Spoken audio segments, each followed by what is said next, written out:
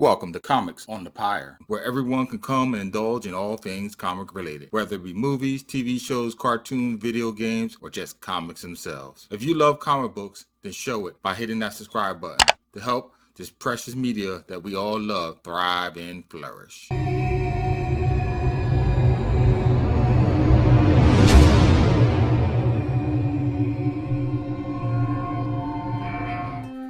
The date is the year of our Lord 1347 AD. The place, Avignon, France. The Fiat Lux, the assassin's arm of the Holy Catholic Church, has been held under siege in the city for a day now. They came here in response to a missive that they received while in the Vatican in Rome.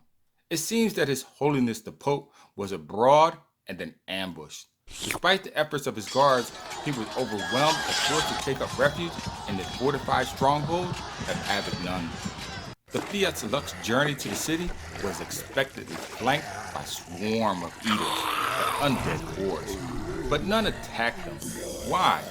Instead, they were guided, or more like corralled to Avignon's ramparts unmolested. Upon arriving, the group soon found out their chaperones had evil intentions. It was a charnel house stronghold that they were allowed to enter but never leave. Which begs the question, are these undead so-called zombies, most unholiness of creatures, learning, evolving, plotting? Instead of being mindless automatons seeking out live flesh to devour, are they becoming cognizant, or worse, organized? Cardinal Price, chief of the Pope's physicians and plague doctor, believes something is definitely amiss with the undead masses.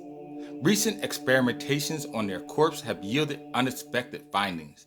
Studies have been impeded by the constant barrages of the Eaters' attacks, though. It isn't long before Sir Roderick Helm, leader of the Fiat Lux and ex-Crusaders' patient, wanes. He demands to see the Pope, and he is answered with a blade to his throat to help rein in his audacity. Good thing Roderick is a man who always plans for such contingencies. But all this male bravado proves pointless and unnecessary when His Holiness makes his presence known. It seems when His Eminence was ambushed previously, his attempt to seek refuge from the undead was thwarted, as one of the zombies was able to infect his illness upon him.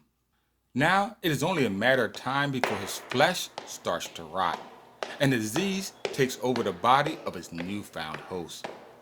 But while laying at the threshold of death, even the Pope harbors sins he wishes to confess. Secrets that the church has been coveting for years. Clandestine acts that, if they ever went public, would destroy the papacy and all the power that they have acquired throughout the years.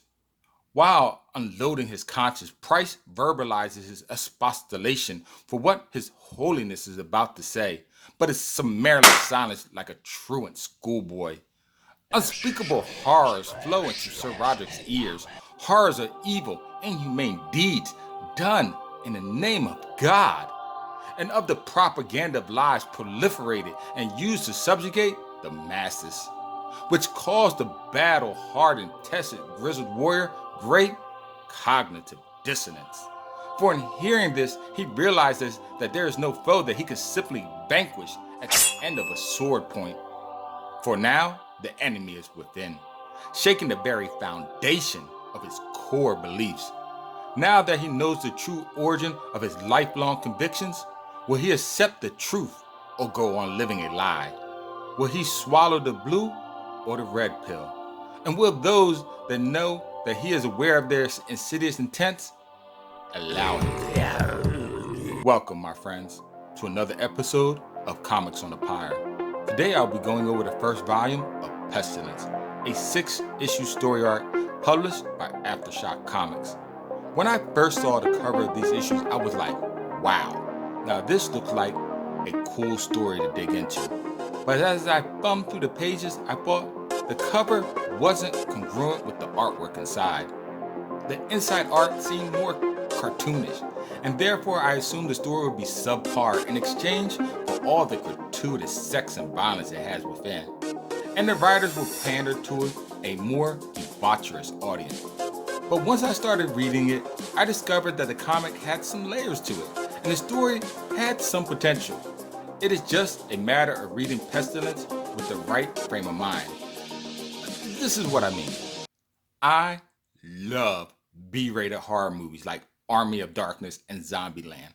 Movies that don't take themselves too seriously and have fun for what they are. Snakes on a Plane is another one. Believe me, when Samuel Jackson made that movie, he knew he wasn't going to win any Oscars. Same with Pestilence. It's a rip-roaring good time, but I suspect may get a lot darker. I'll be honest, it did catch me off guard in a few places and serves me right for judging a book by its cover.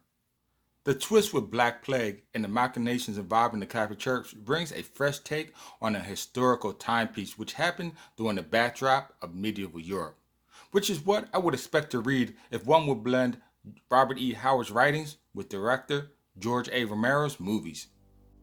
All in all, I give the first volume a score of 3.0 out of 5. A good read ranking. Just accept it for what it is and you'll be fine. For other reviews, please visit my comic YouTube channel, Comics on the Power, for other videos like this one. Comment below other comic book story arcs you feel deserve the limelight.